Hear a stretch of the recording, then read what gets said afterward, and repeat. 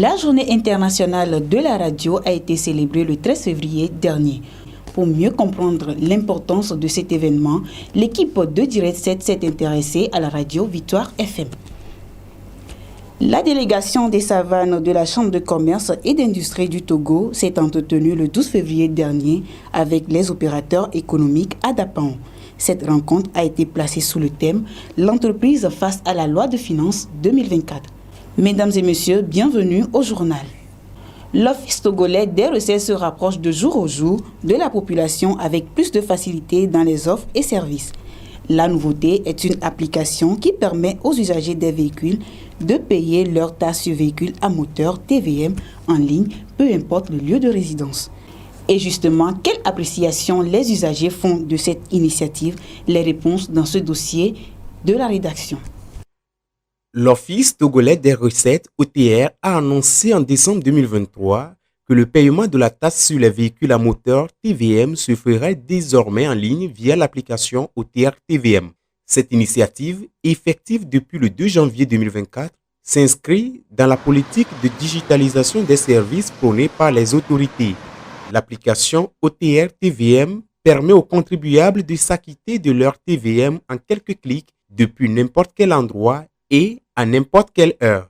Des témoignages d'usagers recueillis par la web télé Direct 7 illustrent les avantages de cette nouvelle plateforme. Cette année, j'ai payé ma TVM via l'application. Bon, franchement, je trouve que c'est une très belle initiative parce que ça vous évite d'aller faire la queue à l'OTR pour payer. Vous êtes chez vous à la maison, sur votre lit ou au bureau, vous payez. Et je crois que c'est même sans frais, sans les frais. Vous ne payez rien ou bien oui, sans les frais. C'est très bien, c'est très pratique et je recommande ça à tous les usagers de la route qui doivent payer la TVM. C'est très bien. Oui, j'ai déjà payé pour mes 3 véhicules, ça nous arrange. Et moi, je paie 15 000. Le fait que maintenant que c'est en ligne, c'est une bonne chose parce que à Sotopla, nous faisons une longue queue, ce qui nous perd trop de temps. Si certains apprécient la qualité de l'application OTR TVM, d'autres semblent encore méconnaître son existence et préfèrent se procurer de leur TVM au guichet comme d'habitude. Non, je ne suis pas encore au courant. Pour cette année, non, je n'ai pas encore payé. Je dois comprendre, essayer et voir l'avantage et l'inconvénient. Non, pas encore. Et je ne pense pas l'utiliser cette année. Et je préfère que d'autres personnes peuvent faire l'essai et que après moi aussi je l'utilise en fonction des commentaires ou bien de l'efficacité de l'application. Je préfère aller au guichet, perdre le temps comme on peut le dire. Je n'ai même pas vu l'application, comment ça fonctionne quand même, mais je préfère aller au guichet et d'avoir d'amples explications par rapport à ça d'abord et peut-être l'utiliser. Pour rappel, l'utilisation de l'application OTR TVM présente de nombreux avantages, notamment le gain de temps et d'argent, la simplicité et la rapidité, la sécurité et la transparence. Pour que cette initiative soit un succès total, l'OTR est invité à intensifier ses efforts de sensibilisation pour informer les usagers de cette nouvelle option et les encourager à l'utiliser. La Chambre de commerce et d'industrie du Togo, délégation des savanes en collaboration avec le cabinet ICAT, a éclairé le 12 février dernier les opérateurs économiques de la dite région sur la nouvelle loi de finances 2024. Cette rencontre, qui s'inscrit dans la droite ligne de la mission d'information et de sensibilisation de la CCIT, a été placée sous le thème « L'entreprise face à la loi de finances 2024 ». Ce cadre de partage et d'échange a porté essentiellement sur les mesures fiscales et la loi de finances exercice 2024, notamment le contexte de son adoption et les modifications de cette année.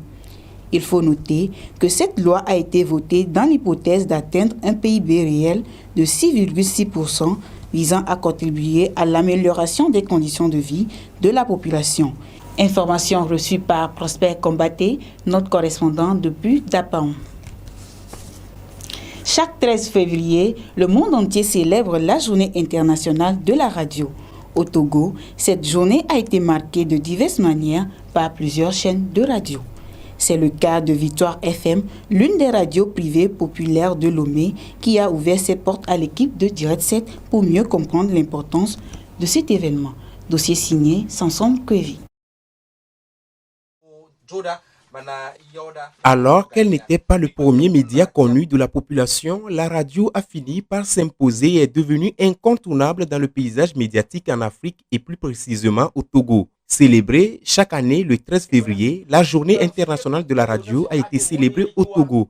Nous nous sommes intéressés à la radio privée Victoire FM. La radio, quoi qu'on dise, est un média incontournable et indéboulonnable. Nos parents aujourd'hui, qu'ils soient dans les champs ou ailleurs, ont encore leur poste récepteur avec de longues antennes parfois accrochées soit au bois ou bien à un arbre ou bien déposées sur les selles de leur vélo dans le champ, ou même des jeunes gens ont encore un écouteur à l'œil pendant que l'autre est enlevé juste toujours pour avoir de l'information. Même les émigrants, ils sont câblés sur des chaînes de radio tout en suivant les informations.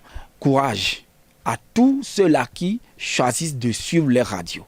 Parce que, encore, Victoire FM, nous donnons des informations vraies, des informations vérifiées et des informations vérifiables. Malgré les défis du numérique qui l'affaiblissent, la radio reste un média incontournable au Togo. Sa large accessibilité, même dans les zones rurales où l'Internet est limité, lui confère un atout majeur. À l'ère de l'informatique ou bien de l'Internet aujourd'hui, les radios n'ont plus la primeur du scoop. Malgré cet environnement très concurrentiel, la radio a encore toujours sa place. Soucieux de la situation des journalistes togolais, Joachim Agbetim propose des solutions. Il ne faut pas se voiler la face. Nos médias au Togo n'ont pas les moyens. Ce n'est pas la radio seule. Que ce soit la télévision, la presse en ligne ou la presse écrite, nous travaillons dans des conditions pas trop reluisantes. Que l'aide de l'État à la presse soit conséquente et que cela puisse favoriser le bon travail des médias, puisque nous contribuons, quoi qu'on dise, au développement de la nation, donc que l'État mette les moyens afin que les médias aussi puissent, les journalistes surtout, vivent du travail qu'ils font au quotidien et que cela puisse rejaillir sur toute la population. Créée dans les années 2000, Victoire FM s'est imposée comme l'une des meilleures radios les plus suivies au Togo. Dirigée par Évariste Guénou, elle continue d'informer et de divertir ses auditeurs avec une programmation riche et variée. La direction préfectorale de l'environnement et des ressources forestières de Sotoubois continue de mobiliser les jeunes de la localité pour l'entretien des plantes sur les côtes des rivières et des domaines de réserve administrative et sites de reboisement. L'objectif est de mettre à l'abri des feux tous les plants mis en terre lors de la campagne de reboisement, puis de sensibiliser la population.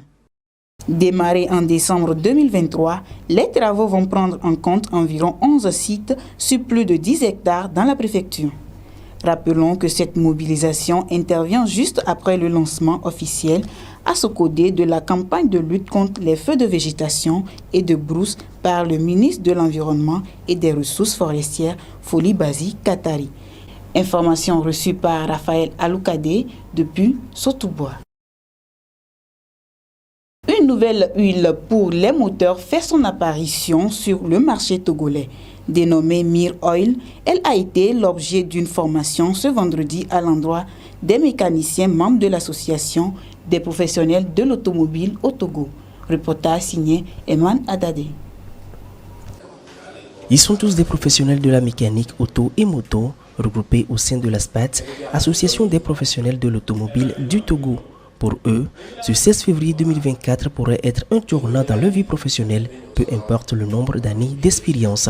La raison, la voici, un produit vital pour les moteurs de tout véhicule. Première fois sur le marché togolais, Mir Oil se présente aujourd'hui comme une révolution, tant pour les techniciens que pour les usagers. Il faut qu'on adopte Mir Oil actuellement parce que notre huile à moteur est venue réparer les problèmes que certaines huiles qui sont sur le marché déjà ont commises. Parce qu'on avait eu à faire des enquêtes et on a récolté qu'il y a beaucoup d'huile qu'on a utilisée qui a coulé les moteurs. Donc les patrons se sont concertés entre eux pour amener cette huile. Et avant d'amener cette huile, ils ont tenu à ce que l'huile soit remplie de beaucoup d'additifs qui pourraient réparer ces dommages-là. Autre avantage à relever, la durée de vie de ce produit pour les moteurs. Contrairement aux autres huiles qui sont sur le marché, qu'on vidange à 5000 km. Mir Oil, c'est 7000 km. 7000. Une nouveauté pour ces professionnels qui justement ont été outillés sur les différentes variétés de ce produit pour plus de compréhension et de garantie. À chaque fois qu'une nouvelle huile arrive, nous faisons toujours ces exercices pour mieux connaître l'huile et savoir comment l'utiliser. Parce qu'on appelle huile, ce n'est pas dit de mettre toutes les huiles dans tous les moteurs. Donc, nous devons apprendre et comprendre le bien fondé de l'huile et le pourquoi. Un exercice qui apparemment s'est avéré concluant. En tant que technicien et par rapport à la formation, les explications que nous a données, nous avons foi que l'huile est une bonne huile que nous pouvons désormais conseiller à nos clients. Avis donc aux consommateurs. 3 nouveaux chefs dans la commune de Koza 2 ont reçu le 13 février leur arrêté de reconnaissance des mains du colonel Bakali Hemou, le préfet de la Koza. Il s'agit de Diato Kahende, chef du village de Kawa, Agmanda Mane, chef du village de Kbeside, et de Patiridom et Yadema, chef du village de Sara, tous issus du canton de Sarakawa. Ces 3 chefs ont été désignés en juin 2022 par voie populaire.